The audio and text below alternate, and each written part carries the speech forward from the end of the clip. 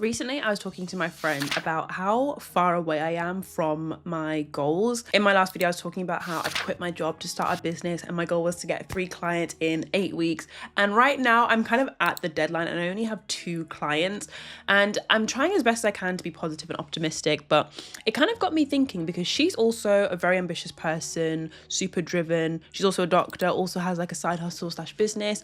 And she was like, bro, same. Like, why am I and my goals like social distancing? Why am I working so hard and grinding so much but I'm still miles away from where I want to be? And maybe you felt the same too, like you've also been working super hard, doing all the right things, listening to the right podcasts, reading the right books, but you're just not where you want to be. And as I was thinking about this, it kind of got me thinking that I almost believe in this theory of like plan B is sometimes better than plan A. Bit of a different video for me. I don't normally film these unscripted, unplanned videos, but something was just on my mind a lot today. And I thought I actually need to get this off my chest, and hopefully if it helps me, it can help one of you guys. By the way, if you're new, hi, I'm Christina. I recently quit my job as a doctor to start a business and build a life with more meaning and more freedom. What I'm telling myself right now, as I'm working super hard to get closer to my goal, is what if my goal is actually the plan B?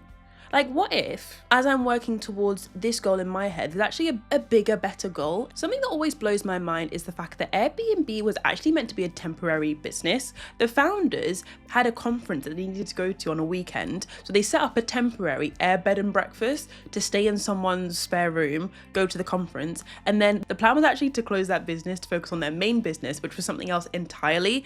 Like, Airbnb was just like a temporary thing. They just needed somewhere to stay for the weekend. And you know what I've realized? A harsh lesson I've learned is a lot of people online will scare you into thinking, if I want to make this much money, I have to do this. Or if I want to get this many followers, I have to do that. I am telling you, as a matter of fact, as someone who has nearly 200k subscribers, made a bunch of money online, there's no right way to do anything. For example, you could literally be a international speaker that like does TED Talks, does all these kind of massive keynote speeches, but you could be someone that like even stutters when you speak. If you want to achieve something, you can do a lot conventionally wrong because there really are no rules, like there are no requirements. Being perfect and getting everything right is only a requirement for you. Like sometimes when I think about what is possible and how people have done things, you literally can get so much wrong.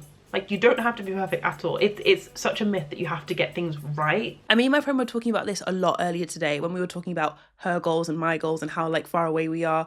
I was just saying like, I'm doing all the right things and she's doing all the right things, but we're sitting in this uncertainty camp. Like we're in the middle of where we are right now, where we want to be. And like, we're sat in the uncertainty thinking, should I do more? Should I do extra? Should I send more emails? Should I this? Should I that? And actually we just need to not, because the moment you do too much, you're almost like sabotaging yourself in a way. Now you're actually doing too much, you're overexerting yourself, you could get burnt out. Like, I'm actually starting to think the people that do achieve things, they don't necessarily do things better, like more professionally, like whatever excuse you tell yourself, they're not doing things better in any way. I think when they're sitting in the gap between where they are and where they want to be, they honestly just tell themselves different things.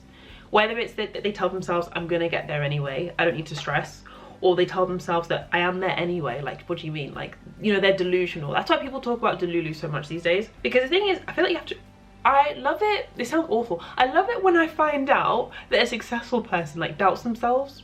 Like, it reassures me so much to know that, no, Serena Williams, how many Grand Slams did she win? Like, I don't even know, but like, she doubted herself so much. Or all these amazing athletes, like, they doubt themselves so much. All these different business owners, they doubt themselves so much. Like, they are human. Like, you can feel these human things and worry about things and panic about certain things. The only thing different is like when they're in that gap, they just keep going. Like, they're not looking for evidence that I'm on the right track. They give themselves the evidence that some of us try and go looking for. Something that I've realized is the biggest difference between like being an employee 9 to 5 and then being a business owner is, don't get me wrong, there are mind games when you're an employee and you're in a 9 to 5, but you have the certainty. Like, you literally know what time you're showing up the next day. You know you're on a 9 to 5 or an 8 to 4. You know that you've got the day off. You know you're getting a certain paycheck. You know who you're dealing with at work. Whereas in business, there are just so many unknowns. Like, you are tested to a level that you have never experienced before because so much of it is unknown. And I almost feel like as a business owner, your success is determined by how much uncertainty and unknown you can handle, because that is what most of it is. If you can't handle the fact that you're like doing everything right and posting consistently and speaking to all the right people, but you're not seeing results, if you can't handle that, like, you will actually spiral. And I'm not going to act like I haven't semi-spiraled already, because I kind of have. What I'm now trying to tell myself and condition myself is to realize, Christina, what if your goal is actually just the stepping stone to a better goal? I have a dream of 3 clients by the end of today, and it's giving it's not going to happen. It's giving it's not going to actually become, it's not going to be achieved. But that's fine, because then what happens if next month I focus on some different things? I pivot my strategy.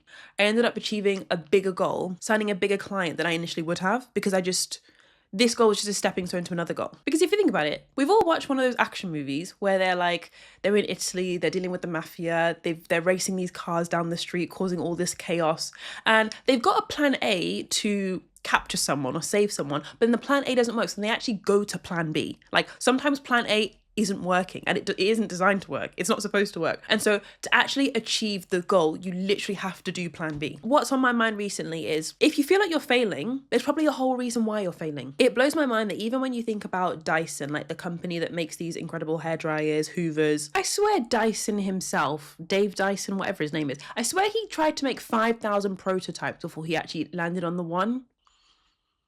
Imagine doing 5,000 of anything. I don't think I've done 5,000 of it. Have I even lived 5,000 days? 5,000 attempts at something and each one being a failure and then still going is actually wild. Like, sometimes you have to read up about what successful people have actually done to get where they are, and you realize, okay, like, I'm not even behind. I'm not failing. I'm not lazy. Like, this is actually just what it takes. Like, if you feel like you're failing and nothing's working, that is what it takes. That is what is required. So I don't know about you, but I'm going to stop telling myself that I'm behind or nothing's working. Instead, I'm just going to actually angle it as like, I'm just collecting information for the real goal. Like, I had a goal, sure, but actually there's a bigger and better goal, and I'm actually just failing and messing up and learning, and I'm collecting information for that. Because the more I learn, the more I do, the more I win and the more I lose, like, I'm learning much more stuff to eventually achieve my like bigger goal.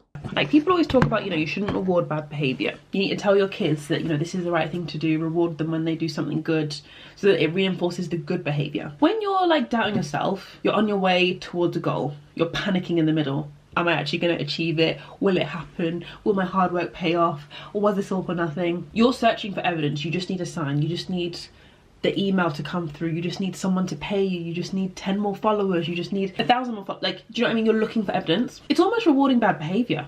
Because like, you've been doubting yourself this whole time. You've been questioning yourself. You've been doubting yourself. Am I gonna get there? Da da da da da da. Like, so much doubt. Like, why would you get rewarded with bad behavior? In reality, the good behavior is to be delusional, like have so much faith in yourself, reassure yourself, like be a cheerleader for yourself. I'm doing the right thing. I'm on the right track. This is going to happen. It's going to work out. And like, you will be rewarded for good behavior or good thoughts. And that's not to say to like penalize yourself when you do doubt, because that's human. Like, we will all doubt. I'm saying this and I'm preaching like I'm on a TED talk. Watch what happens tomorrow. I'll be doubting myself again. But like, I just know that when I do doubt myself, it's normal. But in reality, I just need to steer myself back on like, it will all work out. This is normal. If you feel like you're failing, welcome to the club. Like, this is like, so do all the successful people. This is normal. You're not making progress to plan A, but what if you're making insane progress to plan B? It's all perspective. It's all perspective. Sometimes when I'm in like a dilemma and I don't really know what to do and I need like wisdom or advice and I don't want to go to ChatGPT or like my parents, sometimes what I'll do is I'll be like, what would future Christina say to me now? Like, would she look at me and be like, you're being so lazy? Or would she be like, you're working so hard, cut yourself some slack? Or would she say, you're ignoring the very thing that you know you need to do? Like, you actually have all the wisdom and insight that you need. Sometimes I think you actually don't even need more information, you just need more courage. Like, I actually just need the courage to send that email to someone. Or I actually just need the courage to like be bad at something for once, be a beginner, like start from scratch, like stop having an ego about things. Chances are you already know what you need to do. You just need the confidence to actually do it. Will I actually upload this video? I don't know.